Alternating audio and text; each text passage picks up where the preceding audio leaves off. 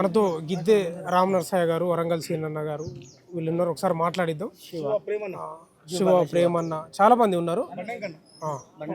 ఈ అరుణోదయ నాగన్న గారితో చాలా అనుబంధం ఉంది వీళ్ళకు. కన్నీళ్ళు కూడా పెట్టుకుంటున్నారు గిద్దె రామ్ నరసయ్య గారు. ఏం చెప్తారండి? నాగన్న గొంతు నాగన్న గొంతు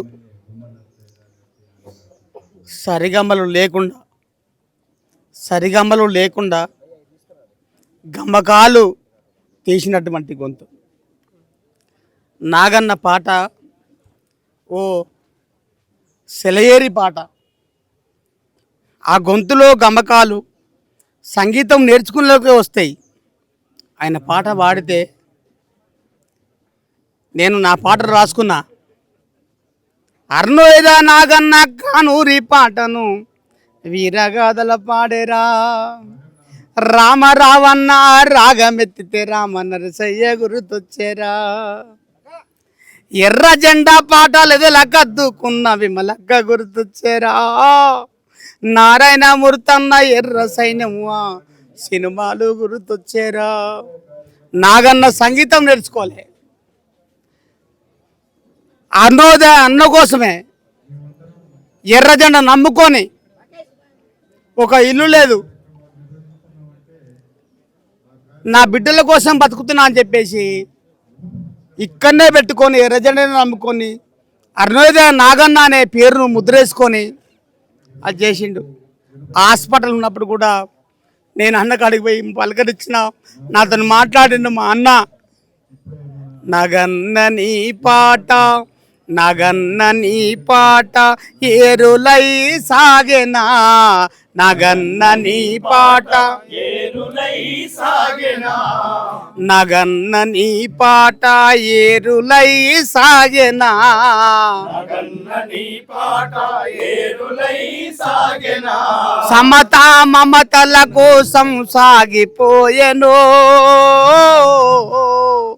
అన్న నాగన్న నీకు వందనాలన్నా.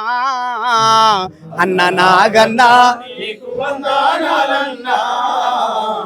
లాలిలుల సాలా మునికే కదన్నా.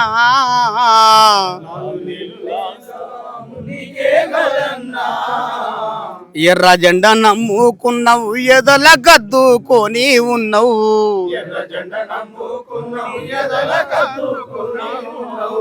సచ్చేదాకా ఎర్ర జెండా ఇడవలేదందో.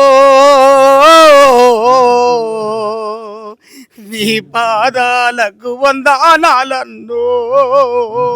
అన్న నీకు వందనాలు నాగన్న నీకు వందనాలు. అన్న నీకు వందనాలు నాగన్న నీకు వందనాలు. అన్న నీకు వందనాలు నాగన్న నీకు వందనాలు. అన్న నీకు వందనాలు నాగన్న నీకు వందనాలు. నీ కొడుకు అజయ్యని అదే బట్టల నడిపినావు. నీ కొడుకు నీ రాగం కొడుకు గొంతుల చూసుకుంటమే. అజయ్ గొంతులని గొంతు వింటమే. అన్న నీకు వందనాలు నాగన్న నీకు వందనాలు. అన్న నీకు వందనాలు యాడున్నా మా గొంతుల ప్రవహించవే. మా గొంతుల నాగన్న పాట పాడవే. నా గొంతుల పానాలు నాగన్న నీకు వందనాలు. అన్న నీకు వందనాలు నాగన్న నీకు వందనాలు. తెలంగాణ జిల్లాలో నా పోరాటాల కిల్లాలోన. తెలంగాణ జిల్లాలోన పోరాటాల కిల్లాలోన. కుమరెంకన్న పాట యోచన నోటి రాత.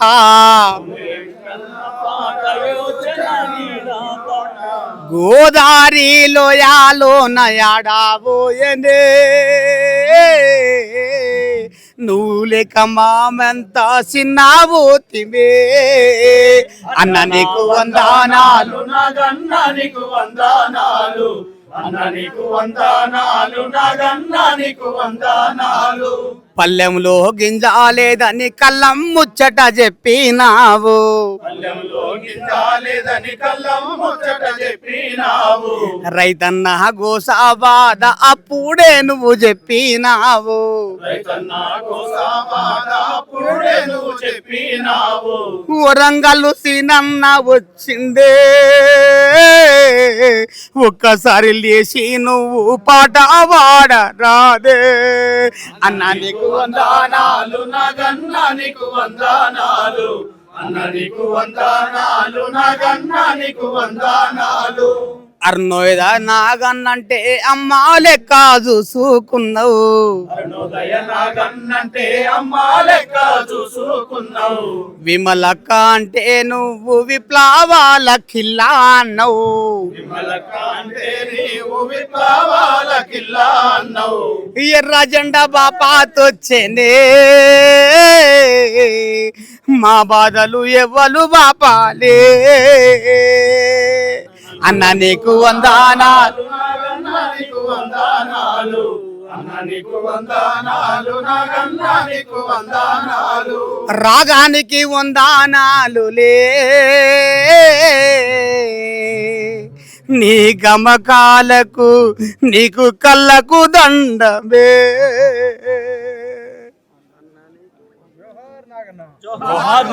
నర్సయ్య గారు ఒక 2 మాటలు.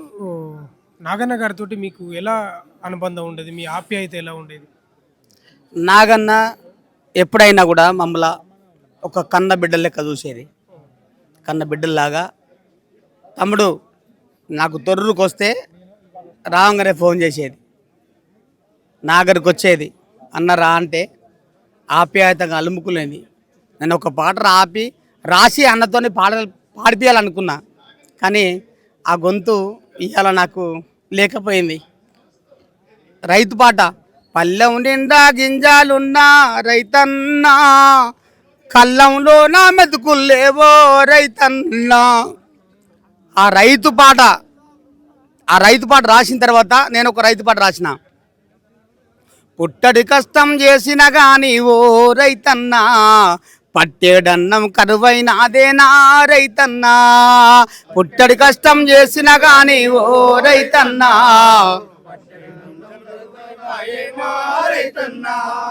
పాడి గెదలు పశులు వాయేవో రైతన్నా, పాడి గేదెలు పశులు వాయేవో రైతన్నా, ఆలి మెడలు తాలే వాయేనా రైతన్నా అనే పాట అన్నతో పాడిపిద్దాం అనుకున్నా, పాడకుంటే వెళ్ళిపోయిండు.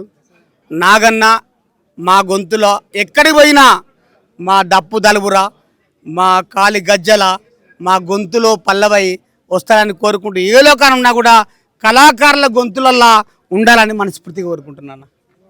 సీను గారు ఏం చెప్తారు?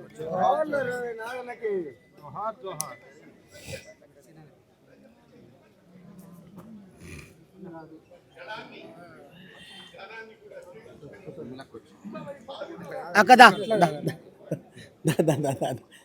విమలకు వచ్చింది అన్న, విమలకు వచ్చింది. రాక్క నువ్వు రాను రా. ఒక 35 సంవత్సరాల క్రితం యశ్పాలు నాగన్న నాకు పరిచయమైనలు. పోచం మైదానంలో పెద్ద సభ, అక్కడికి లారీలలో ట్రాక్టర్లలో జీవులలో లక్షలాది మంది వచ్చేళ్ళు. అప్పుడు నాగన్న పాట విన్నా నేను. నాగన్నతో సుప్రీం ఆడియోస్ కంపెనీ రాజ్ హిర్వాన్తో మాట్లాడి అరుణోదయం క్యాసెట్ గురించి చెప్పి, నా క్యాసెట్లు ఆపి ఫస్ట్ అన్న వాళ్ళ క్యాసెట్లు తీయండి, మీకు మంచి మార్కెటింగ్ ఉంటుందని చెప్పడం జరిగింది.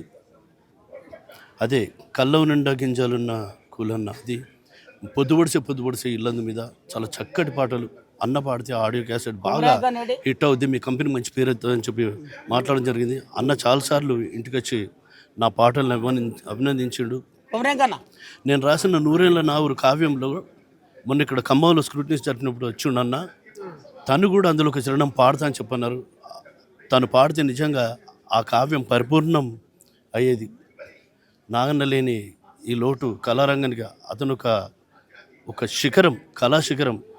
ఆయన లేని లోటు, అలాంటి గొంతు నిజంగా నాకు ఉన్న విప్లవ గొంతులలో నాకు బాగా నచ్చిన గొంతు. చాలాసార్లు అన్న పాదాలు తాకిన నేను, నాకు ఒక సొంత తోడబుట్టిన అన్నలాగా వాళ్ళ కొడుకు అజయ్ కానీ అక్క కానీ ఒక కుటుంబ సభ్యుల లెక్క నాకు ఈ కళారంగంలో ఒక సొంత ఫ్యామిలీ మెంబర్స్ కానీ భావించుకునేటోడు. ఇప్పుడు నాగన్న గారు పాడిన పాటల్లో మీకు అమితంగా ఇష్టమైన పాట? అన్ని పాటలు సద్దాం హుసేను నీకు సలాం అలైకుం, ఓ యుద్ధ వీరుడా నీకిదే లాల్ సలం. అది పొద్దు ఒడిసే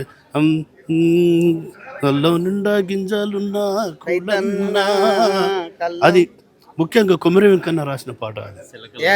ఆ శిలకల్ల వాలిన శిలకమ్మ చిన్న పోయి ఉన్నది, అన్న దూరన్న లేడు మళ్ళీ రాడానే తెలిసినట్టున్నది. ఈ పాట విని నేను నారాయణమూర్తి అన్న గారికి చాలాసార్లు రోజంతా స్టూడియోలో చెప్పి, అప్పుడు కొమరి వెంకన్న పిలిపించి ఇది నాగన్న పాడిన పాట, చాలా బాగా కమ్మటి పాట ఇది. నిజంగా నాగన్న గొంతు పుట్ట తేనె కన్నా అద్భుతమైన మధురంగా ఉండే గొంతు. ఆ గొంతు విన్న ప్రతి ఒక్కరు కూడా ఎవరు కూడా మరవలేరు. ఎంతోమంది గాయకులను వింటున్నాం, విప్లవ గాయకులను, కానీ అలాంటి మాధుర్యం గల గొంతు ఇంతవరకు కనపడలేదు. ఇక రాబోదు అలాంటి గొంతు. మళ్ళీ మాకు అజయ్ పాడితే మేము కొంత తృప్తి పడతాం. ఎక్కడ విమలక్క గారు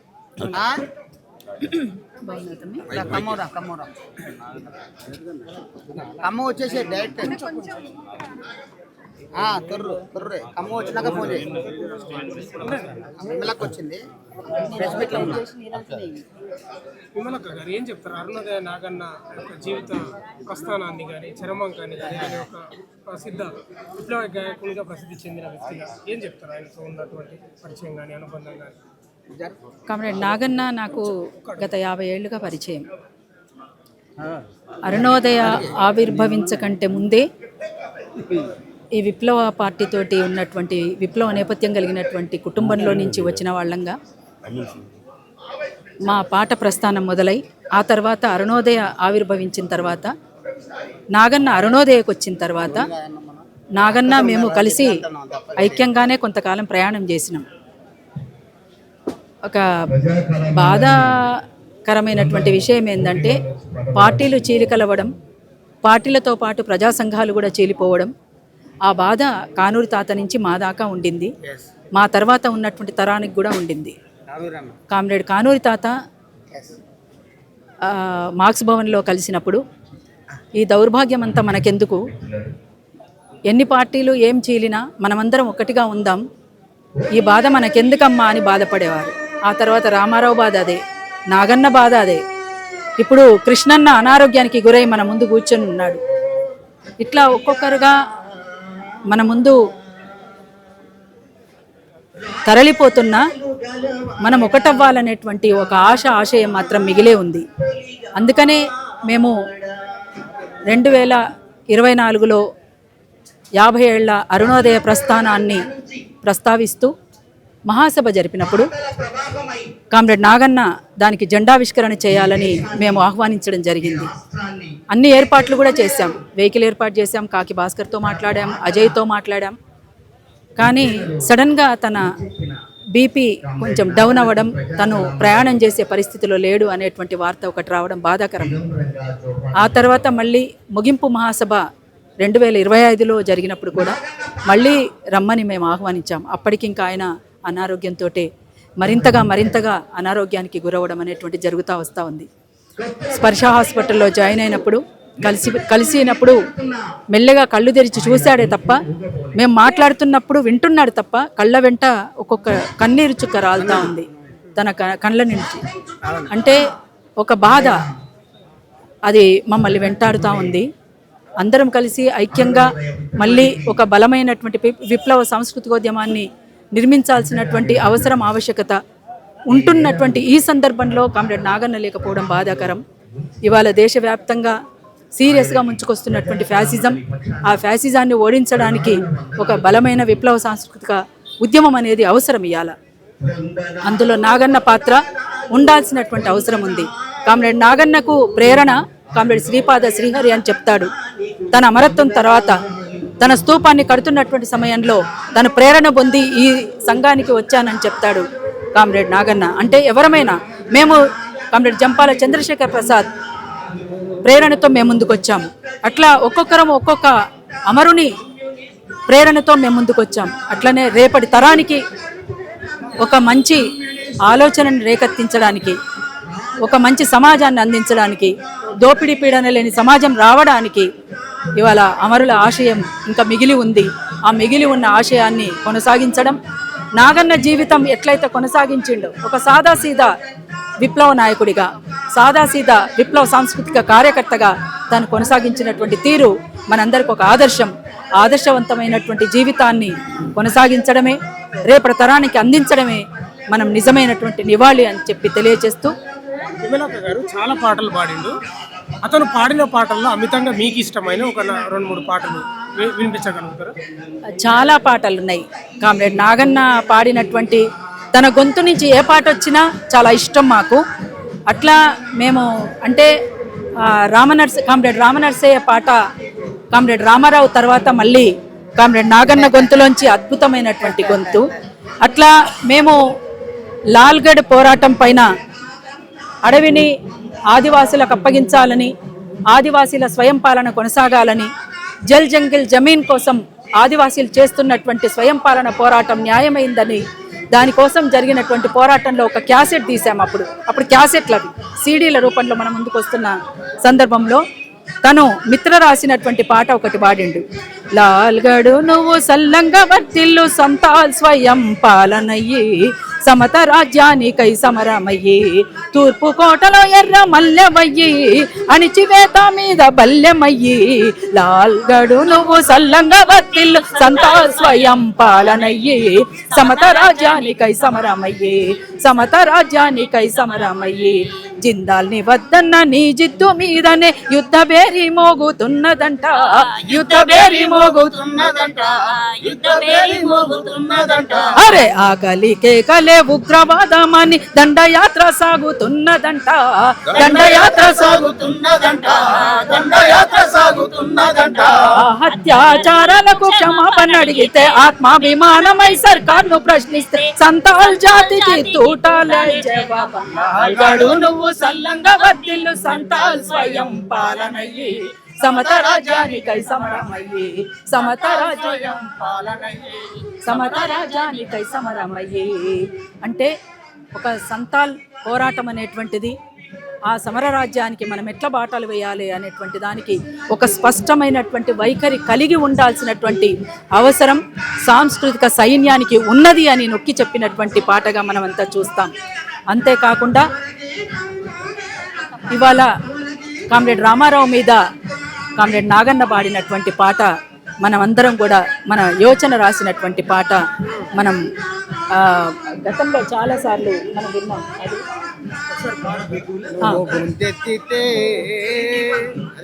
నువ్వు గొంతెత్తితే, నువ్వు గొంతెత్తితే గోదావరిలో ఎంత ఊగింది ఉయ్యాలా. ఈ పాట ఎంత అద్భుతంగా పాడతాడో తన గొంతులో. తను పాడిన తర్వాత ఎవరు పాడినా వినలేము. అందుకనే మేము కూడా ఆ పాట పాడాలని ఆశగా ఉన్నా తనుంటే మేము పాడడానికి ధైర్యం చేసేవాళ్ళం కాదు. అయినా మేము ఇప్పుడు ఆయన పాటని మేము కొనసాగిస్తాం, ఆయన వారసత్వాన్ని కొనసాగిస్తాం, ఆయన ఆశయాన్ని కొనసాగిస్తామని మరొకసారి తెలియచేస్తూ, నిన్ననే కాకి భాస్కర్ ద్వారా మాకు మొట్టమొదటగా ఈ మరణ వార్త తెలిసిన తర్వాత కామ్రేడ్ అమర్ వెంటనే ఆ పాట రాశారు. గోదావరి నదిలా గెంతులేసే పాట నాగన్న పాట, విప్లవాల పాట, నాగన్న పాట విప్లవాల పాట, నాగన్న పాట విప్లవాల పాట, ఏ దారి లేనొల్లనొకటి చేసే పాట, పేదోళ్ళ పాట నాగన్న నోట, పేదోళ్ళ పాట నాగన్న నోట, పేదోళ్ళ పాట నాగన్న నోట, చెట్టు మీద కోయిలమ్మ కూత కూసినట్టు, చెట్టు కింద లేక దూడమారాము చేసినట్టు, చెట్టు మీద కోయిలమ్మ కూత కూసినట్టు, చెట్టు కింద లేక దూడమారాము చేసినట్టు, ఆ తల్లి ఒడిలో సంటి బిడ్డ ఆడుకున్నట్టు, అడవిలో సింహమై గర్జించినట్టు, గోదావరి నదిలా గెంతులేసే పాట నాగన్న పాట విప్లవాల పాట, ఏ దారి లేనోళ్ళను ఒకటి చేసే పాట, పేదోళ్ళ పాట నాగన్న నోట, పేదోళ్ళ పాట నాగన్న నోట, పేదోళ్ళ పాట నాగన్న నోట. ఆ పేదవాళ్లను ఒకటి చేసేటువంటి పోరాటంగా విప్లవ సాంస్కృతికోద్యమంలో బలమైనటువంటి శక్తిగా ఎదగడానికి మేము కృషి చేస్తామని 2 రాష్ట్రాల అరుణోదయ రాష్ట్ర కమిటీల తరఫున మరొక్కసారి వినమ్రంగా కామ్రేడ్ నాగన్నకు విప్లవ జోహార్లు తెలియజేస్తాను. జోహార్ కామ్రేడ్ నాగన్న. ఓకే, చివరి ఒక 2 ప్రశ్నలు. జీవితాన్ని, ఈ అరుణోదయ నాగన్న గారి జీవితాన్ని, ఆయన యొక్క ఇప్పుడు చనిపోయిన ఆ యొక్క చరమాంక జీవితాన్ని అసలు ప్రజలకు ఏం మిస్ అయ్యేదలుచుకున్నారు ఆయన జీవితాన్ని? తనకంటూ ఒక సొంత ఆస్తి ఏమీ లేదు. తన ఆస్తి అంటూ ఉన్నది అంటే అరుణోదయనే. అరుణోదయనే ఇంటి పేరుగా మార్చుకున్నటువంటి వ్యక్తిగా మన ముందు కామ్రేడ్ నాగన్న ఉన్నాడు అంటే దాని అర్థం తన చివరి శ్వాస వరకు కూడా అరుణోదయ పాటగా, అరుణోదయ ఆటగా, అరుణోదయ మాటగా నిలబడ్డాడు. అది మనం తీసుకోవాల్సినటువంటి స్ఫూర్తి. ఆ స్ఫూర్తితో మనం కొనసాగించడమే తనకు సరైనటువంటి నివాళి. నాగన్నకి ఏమైనా అసంతృప్తి ఉండేనా చివరిగా? ఇంకేమైనా సాధించలేదని అసంతృప్తి ఉండేనా ఎప్పుడన్నా మీతో? అంటే వేరే అసంతృప్తి కాదు, కానీ చీలికలు అనేటువంటి అసంతృప్తి మాత్రం తనను కూడా వెంటాడింది. ఇప్పుడు మమ్మల్ని కూడా బాధ పెడుతుంది అదే, వెంటాడుతుంది అదే. అందరము ఒకటైతే ఒక బలమైనటువంటి శక్తిగా ఎదుగుతాము. శత్రువేమో బలపడుతున్నాడు, పేద ప్రజలను ఒకటి చేసే వాళ్ళమేమో, ఒకటి చేసే వాళ్ళతోటి ఉండాల్సినటువంటి వాళ్ళం చీలికలు పేలికలై ఉన్నాము. మనమందరం ఒకటైతే ఒక బలమైనటువంటి శక్తిగా ఎదుగుతాము, శత్రువును ఓడించగలుగుతాము అనేటువంటి ఆశ మాత్రం తనకు కూడా ఉండే అనే ఆ అసంతృప్తితోటే తను పోయిండు. అంతకుమించి వేరే లేదు. కాకపోతే దాన్ని ఎట్లా అధిగమిస్తామో, దాన్ని ఎట్లా కొనసాగిస్తామనేటువంటి దాన్ని మాత్రం ఒక పెద్ద ప్రశ్న మన ముందున్నది. దానికి సమాధానం కూడా మనమే వెతుక్కోవాల్సినటువంటి అవసరం ఉందని నేను భావిస్తా ఉన్నాను. Thank you.